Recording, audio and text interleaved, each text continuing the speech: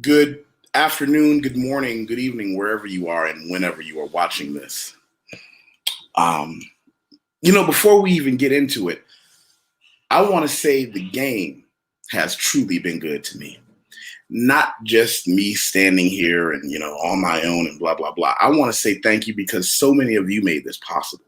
So many of you have been sharing my videos on Facebook or on Twitter or wherever you watch them. And I want you to continue to. I'm never going to stop saying click like, subscribe, and share this somewhere and hit the bell feature. That's important, but I really want to tell you how much I appreciate that some of the things that I've been sharing here have mattered to people, and you've been helping me grow, and I want to put that out there and say thank you. Today, what I want to talk about is so serious that it's kind of funny, because over the last week or so, and I want to be clear, I'm not talking about Democrats, Republicans, left wings, right wings, centrists, in general. A lot of you know that I started out when I was a very young man doing persuasive speech. I then moved into persuasive writing. I still have an editing, copy editing, proofreading business side to what I do. But I have been getting a lot of messages, phone calls. Hey, Watt, you really got to help me here.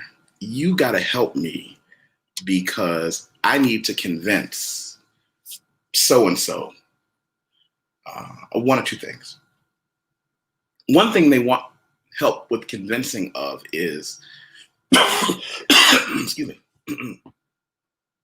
to vote at all. A lot of people feel like they just throw their hands up in the air and they're like, I don't care anymore. And the second most common thing I'm being asked to give advice on how to persuade people on is who to vote for, this direction or that direction. And this is something, first, let's lean on conventional and old wisdom. One of the things that I always tell people is so many of the things that I've learned how to do, I learned from men who lived before me who were smarter than I am. So a lot of what I'm going to give you, I also want to be clear, I'm taking from Dale Carnegie, How to Win Friends and Influence People, which is one of the books in my life and the lives of so many other successful businessmen that has been a great influence. It was one of the books that I was given when I was a young wolf coming up the mountain, and it's a profound book. Okay.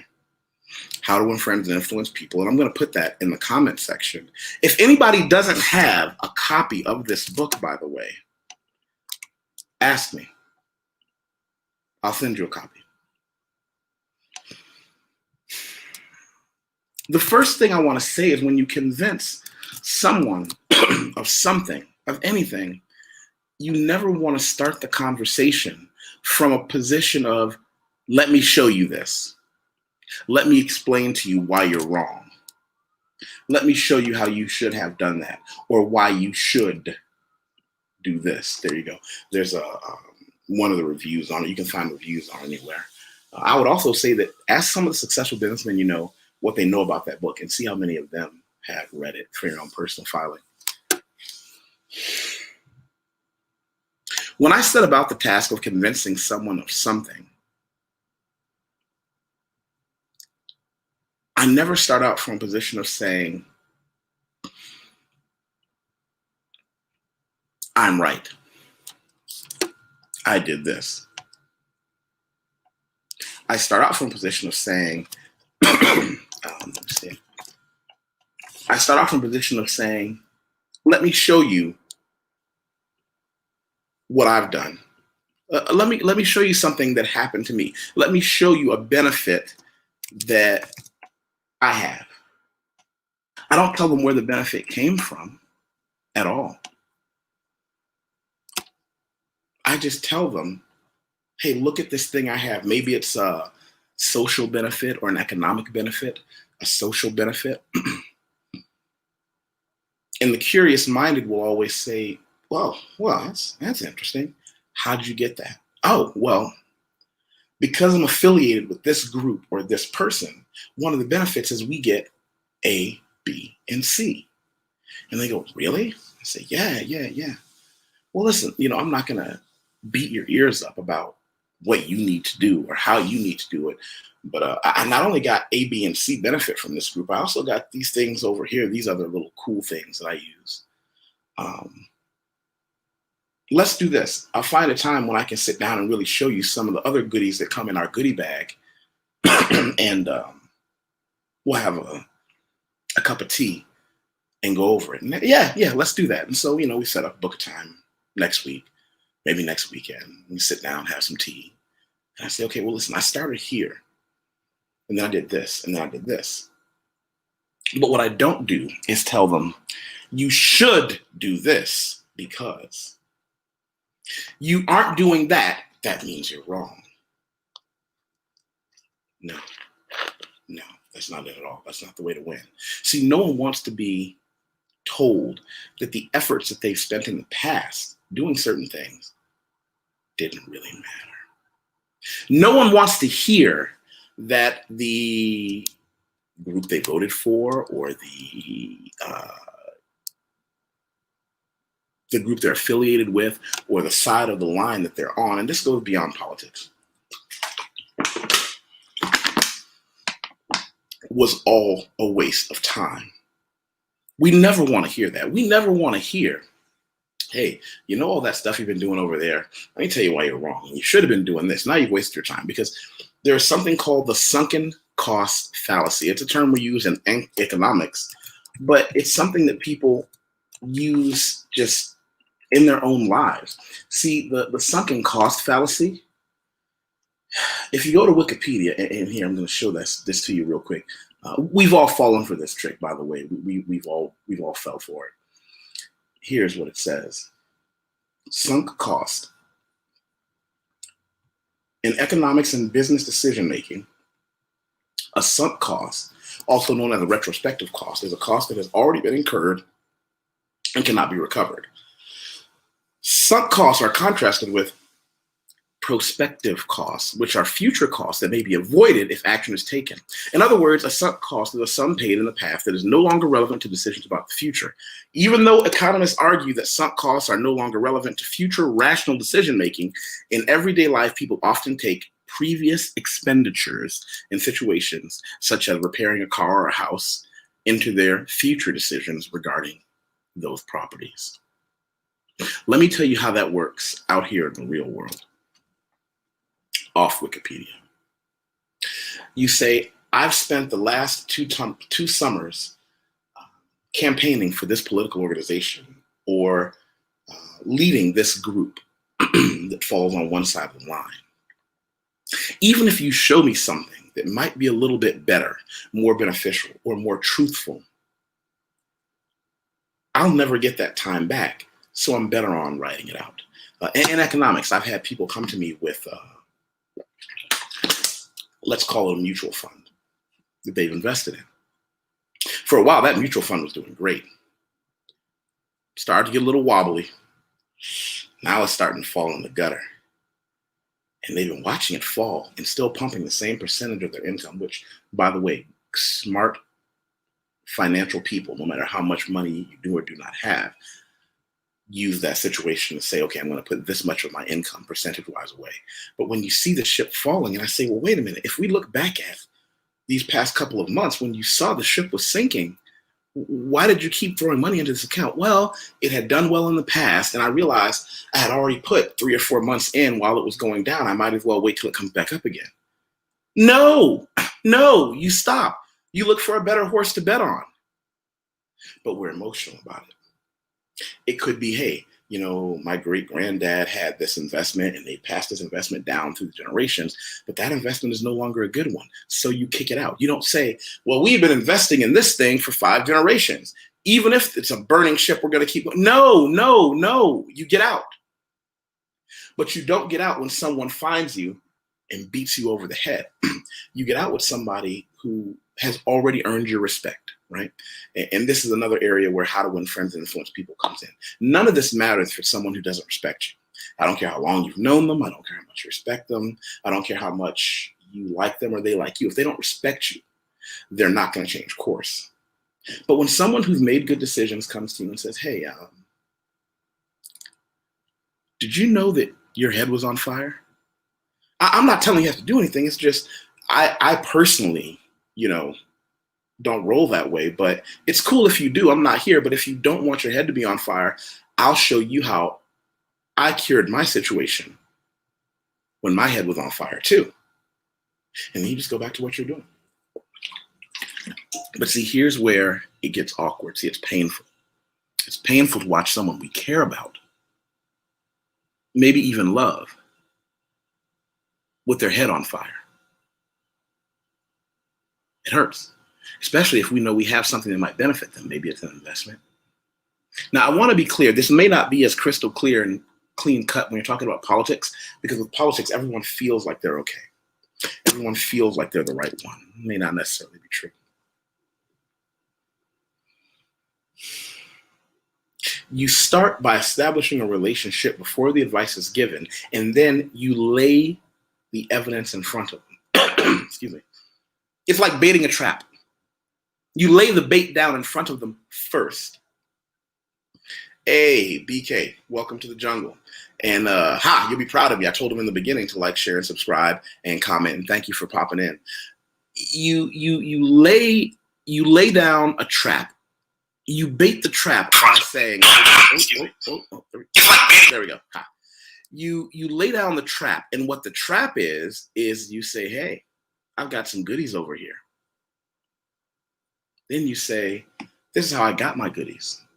Oh, my political organization, we got this, this, and this, and I got this back on my taxes, and I got this little bonus. And by the way, I've got this, this, this, and this. Really? Yeah, but I'm not here to yell at you. If you want goodies too, you can come over to my place. We'll sit down and have some coffee.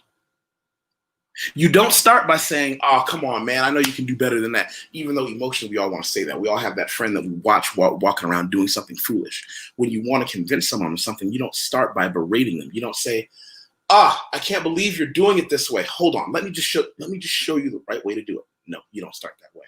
You've already alienated them. You just talked to another adult as if they were a child.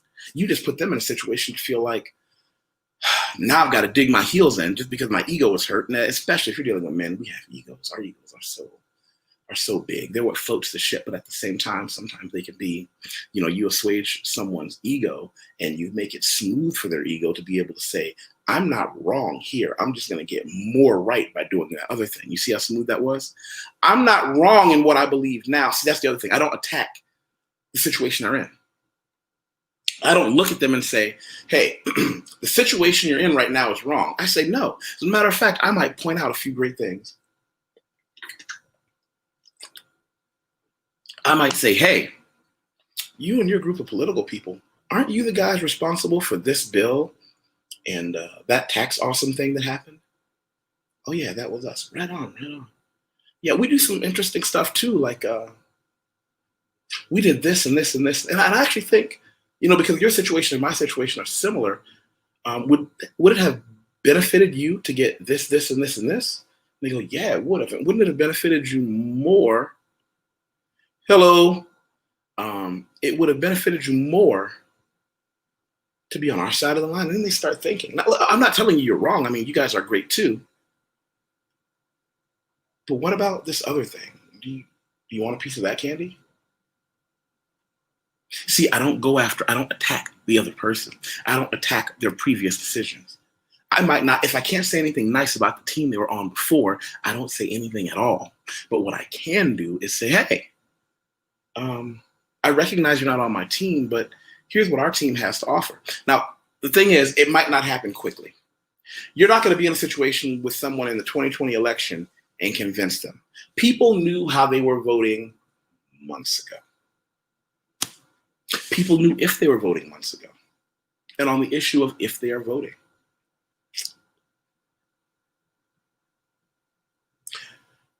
We always want to use that old war horse. If you don't vote, you don't get a voice. Don't start that way. Somebody that's not voting, you say, hey, listen, I totally get your situation, man. It looks like if you're eating a shit sandwich, you just simply get to choose which corner to start on, right? I mean, if the whole political situation is a shit sandwich, who wants the first bite, no matter which corner it is?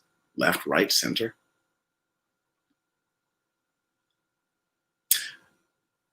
But what about the other things? Because, when you do vote, there's some other things you're going to have to vote for as well.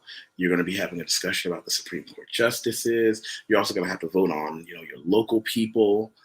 You should consider, if you're not interested in the big ticket items like president, vice president ticket, you should really consider voting on some of the smaller issues.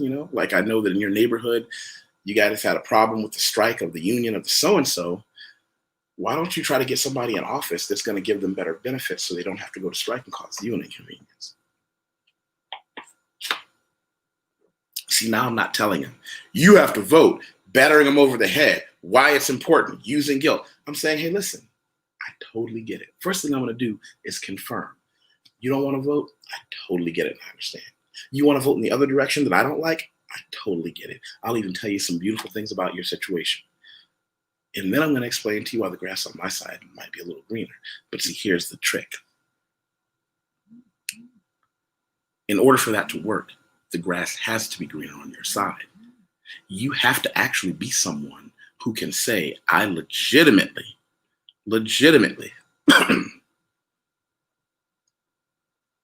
I legitimately have something better to offer. If you don't, it's not going to work. If you don't have something better to offer, you're going to have to be in a situation where you tell these people you're wrong and you have to go on the offensive because you can't stand the scrutiny. You can't stand the scrutiny of what's happening. So now you've got to start with you. You've got to start with, what am I offering these people? You've got to examine how you're voting, why you're voting, and then say, well, if I believe that I'm doing the right thing for the right reasons, I'm going to give these people the right thing for the right reasons.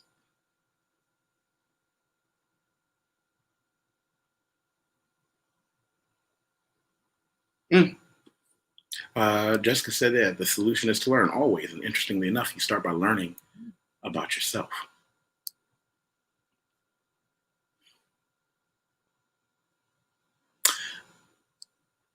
I wish it was more complex, but you may have to simply talk to people on a level of, let's not talk about big ticket. I'll give you an example. Some of you might know this, some of you might not. And if you don't, you can always catch me on LinkedIn if you want to learn more about who I am professionally. You can always add me on LinkedIn. And I'll put that link right here. I tell people this all the time. A great way to convince someone of the right way to vote is to tell them to vote their wallet. Now, if your wallets are similar, you can say to them, listen, this political situation over here might give you a better tax break. This situation over here might give you a bonus here or there. For those who don't know, by the way, one of the things that I've been the most active in is I do expat relocation services for people coming to Brazil. I'm a legal permanent full-time resident here, and I show people how to do all those small things that you can piece together online, but you would need someone who's fluent in Portuguese, which my staff is, and the time to do it. See, when people ask, hey, aren't you just teaching someone to do stuff they could do on their own? Absolutely I am. Except my staff can get this done for you in an afternoon instead of you having to sit down there and get it all done the hard way in a government office in another language in bureaucracy. Everything from visas, residency permits, applications, SUS, CPF cards, Social Security cards, all those things, arranging cell phones, all those things are critically important, and that's what we do here. I have a few other things and other businesses that I do, but that's been a very big one. And one of the most important things is when you realize that if you can convince someone to vote their wallet, they're making a decision that's ultimately going to help themselves. It's going to help them if you can show them that your team benefits them financially. Because money is awesome. Money is the most important thing ever. A lot of people try to convince you otherwise. Generally, people who don't understand money is a great slave and a terrible master. The people who badmouth money are generally the people who don't have access to it. I'm also going to show you guys, I think Brother BK from the Rockies said it, as well as, who else said it? Brother Sid Owsley, I have a Patreon, and the Patreon is where I put a lot of things that are not fun. Let me repeat that. The Patreon channel is where I put things that are not fun, where I have a lot of business consultations. We have monthly group meetings with people in the Patreon who are all talking about what they do professionally, how they do things professionally. And it's also where I add the things that are not necessarily good for YouTube, because I don't think most of you want to sit down and hear an awkward conversation about how to register for a criminal background check that you're going to need before you go to another country. If you're interested in stuff like that, great. I'm not going to go through all the stuff in here. What I'm going to do is put the link in there and say that it's a thriving community of people who talk about more serious things. I have a lot of videos in there that are only relevant in a business context and in a money context and in a networking context. And I'm actually less fun, more serious. I want to be clear to anyone who comes to my Patreon, it's not a sideshow. It is not nearly as fun as the YouTube stuff I put up. That's where business goes. That's where the technical aspects of how I set up my businesses and how my clients set up their businesses, the technical aspects of how other people in the Patreon group can help each other professionally with networking and financially. And I'm building a great community there. It's also where a lot of the people that I mentor come from. The 2020 elections is a shit sandwich. And you're going to have to choose if you're going to start eating from which corner and if you're going to have that sandwich at all. I'm not here to tell you what the right decision is. I'm here to tell you how to evaluate it for yourself and how to evaluate yourself before you go talk to other people. Robert Jackson said, vote your wallet. If it were only that simple. You know, Brother Robert Jackson, you're going to have to come back and you said that as if voting your wallet is more complex than it really is. The door is open if you really want to have that conversation. Kanan YusefWateef, good afternoon. Good afternoon. Peace to you too. With that, I say I want everybody to please be safe, have fun, enjoy your weekend, be responsible, be safe. Make sure that whatever you do politically, your conscience will allow you to sleep at night afterwards. And last thing I'll leave on the table is to Brother Robert Jackson. It really